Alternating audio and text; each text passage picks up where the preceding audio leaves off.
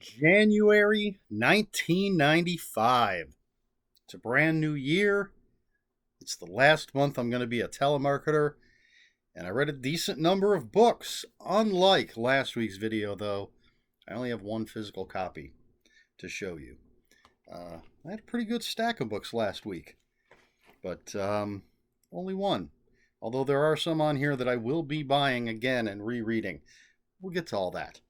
Let's start with the first book from January 1995, Satanic Panic by Jeffrey S. Victor. And this is a nonfiction book about the Satanic Panic of the 80s, a time that I lived through. I remember the TV specials, the news reports about all the crazy satanic cults all across the country. It was horrifying. And this is a book that digs into that, the history and how the panic kind of sprang up and spread and all of that fascinating stuff. And of course, again, since I lived through it, I was at a decent age, not too young to have forgotten about it, not too old to become cynical. I don't know. Really good book. It's on my Amazon wish list. I keep trying to find it used, but have not come across it yet, so I'll probably just have to order it online. Anyway, let's move on. But Satanic Panic, highly recommended if you're interested in that kind of thing. Book number 2, And All Through the House by Ed McBain. This is an 87th Precinct short story. Now, you could call it a novella. It was published in a limited edition hardback, I believe. It was illustrated and everything. But it's only like 40 pages, and it was originally just published in Playboy magazine as a short story. And what it is, at the 87th Precinct, it's Christmas Eve.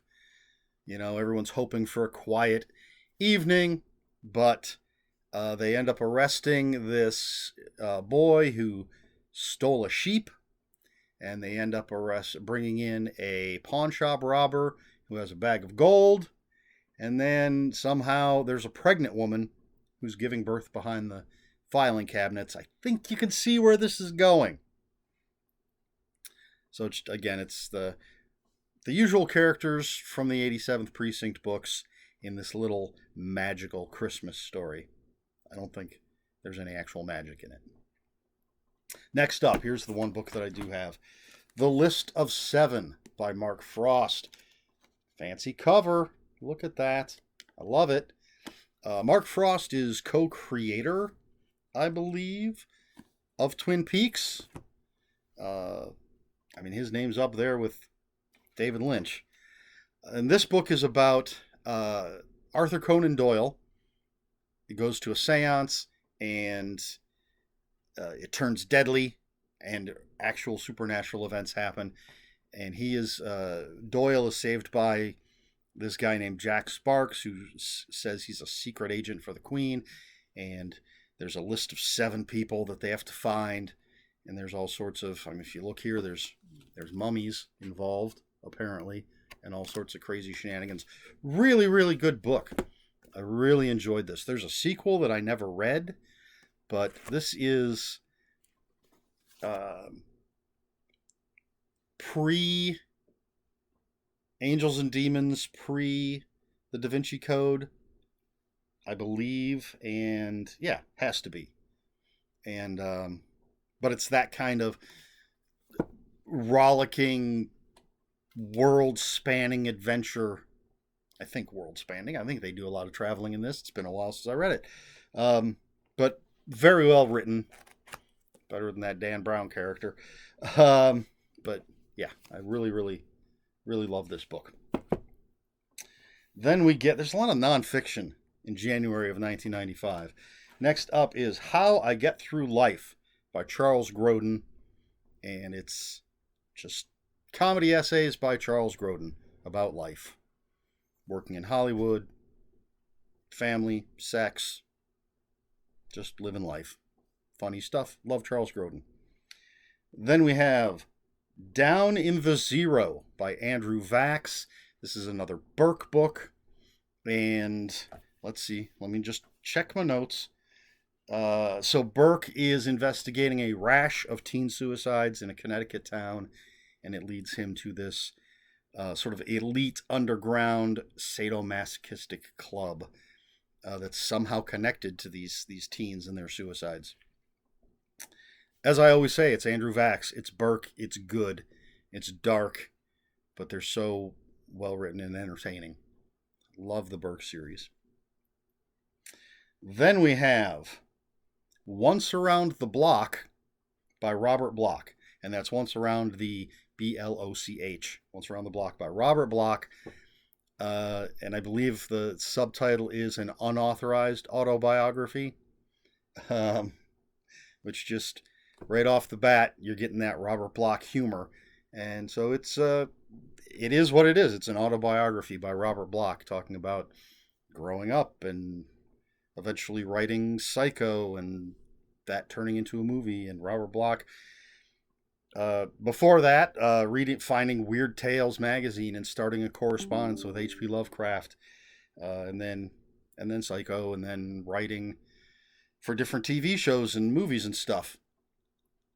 And yes, of course, I'm sure anybody watching this knows Robert Bloch is the author of Psycho. Probably what he's most... Why am I even saying probably? Probably. What he's most famous for. But he has done lots and lots of other writing as well. But a very interesting book. Then we have The Weekend by Peter Cameron.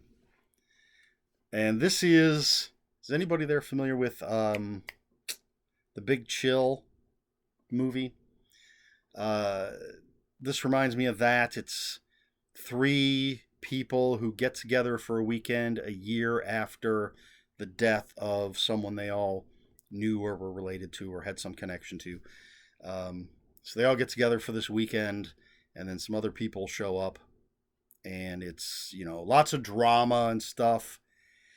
I don't know why I read this. I'm assuming either somebody recommended it to me or I saw it on the library shelf and picked it up for some reason. Not normally the kind of thing I would read, and I remember nothing about it. I had to look it up to see what the hell it was. Excuse me. Then we have Daddy's Boy by Chris Elliott with rebuttals by Bob Elliott. So Chris Elliott is a comedian. I first noticed him on David Letterman. He was one of those recurring kind of people that was on David Letterman. And then he's been in movies and stuff. And his father is Bob Elliott, part of this old comedy duo Bob and Ray. And so this is sort of like Chris Elliott's writing a Mommy Dearest kind of expose of being the child of a famous comedian. And Bob Elliott is butting in at the end of every chapter and saying, no, that's not how it happened. This is how it happened. It's funny stuff. I think Chris Elliott generally is funny. Occasionally he can get push a little too far. Oh, you know what most people are going to know him from now is Schitt's Creek. He's the mayor, maybe? I've only watched a couple episodes of that show. But I know it's hugely popular, so probably most people are going to know him from that, Chris Elliott from that. But anyway, really funny book. I do like Chris Elliott 95% of the time. Then we have this one. Didn't have to be recommended to me. It just looked like something fun to read. One Frog Can Make a Difference by Kermit the Frog as told to Robert P. Riger. Or Riger. However you would say his name. This is basically Kermit the Frog's advice for living in the 90s. Just a nice little self-help book from, I was going to say everyone's favorite Muppet, but I know that's not true. Most famous Muppet? Maybe? I don't know. But fun little book. Then we're just ending with a bunch of nonfiction. Then we have The Big Picture by A. Whitney Brown. And The Big Picture was a thing that A. Whitney Brown would do on Saturday Night Live during Weekend Update. I thought he was very funny. And I think the book, back in 1995, I thought the book was very funny. If I read it today, don't know if I'd feel the same way. But it's just comedy essays. And yeah, I loved it back in the day. I wouldn't mind rereading it again to see if maybe my attitude has changed. And then finally, the final book for January 1995 is a book I love, a book I will buy again because I don't have a copy of it. I will reread it, and something that will come up in a few years. I in 97, end of 97, I asked out a young lady that was working at the local, I think it was Borders something. It was originally a Walden Books, and it changed to Borders Express. Maybe that's what it was called because it was a little tiny inside the mall. Asked out a young lady that was working there. On our first date, we're sitting at dinner. We're talking. We're talking about books. I mentioned this book that I'm about to tell you what it is. And she reached into her purse and pulled out a copy of that book. She was in the middle of reading it. So, that more about that relationship when we get to 97, 98. It did not go well. Had its ups and downs. But anyway, the book is The Labyrinths of Reason by William Poundstone. And this is a book about thought, thinking, logic, paradoxes. There were some little puzzles and mysteries and things inside it to sort of show you, to demonstrate how people tend to think, maybe in a straight line when you could have solved this thing easily if you would just looked at it from a different angle, or, it's just all about how people think, and formulate ideas. And I don't know. It's difficult for me to explain. It has been a while since I read it, but I absolutely loved it. I'm pretty sure it's going to come up on the list again. I think I've read it more than once, and I'd like to read it again, refresh my memory, because that sort of thing fascinates me. Logic and paradoxes and all that sort of brain stuff. Anyway, that was the last book that I read in 1995. Labyrinths of Reason, William Poundstone. It's another one it's on my Amazon wish list to remind me to pick it up sometime, because it's really, really good. So let's see. Let's finish this off. I read 2, 3, 4, 5, 6, 7, 8, 9, 10, 11 books in January of 1995. And 1, 2, 3, 4, 5, 7 of them were nonfiction. That is not going to carry over to February. I just glanced down. No nonfiction. So there you have it. That's what I read in January 1995. Question for the video would be, let's talk about Satanic Panic. Do you remember? Are you old enough to remember the Satanic Panic of the 80s? I want to say Geraldo Rivera did a special hour on the Satanic Panic, and it was everywhere. Do you remember it? If so, what do you remember about it? Is it a subject that interests you? There are other books about the Satanic Panic that I wouldn't mind reading.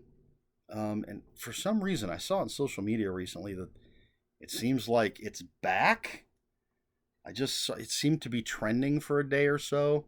I didn't delve into it too deeply, but it was fascinating. Just that it seemed all across the country, people were worried about these satanic cults that didn't exist.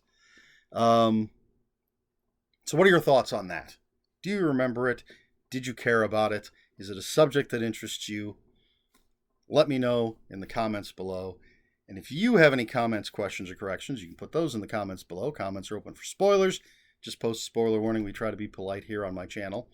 Please like, share, and subscribe. All that YouTube stuff. If you'd care to follow me on other social media, my Twitter is @Ronin5757. My Instagram, where I post pictures of books, comic books, board games, and fuzzy animals, is Eric Smith 5757. That's Eric with a K, ERIKSMITH 5757. That's all I've got for you this week. So until next week, read more books. And I forgot to put it on.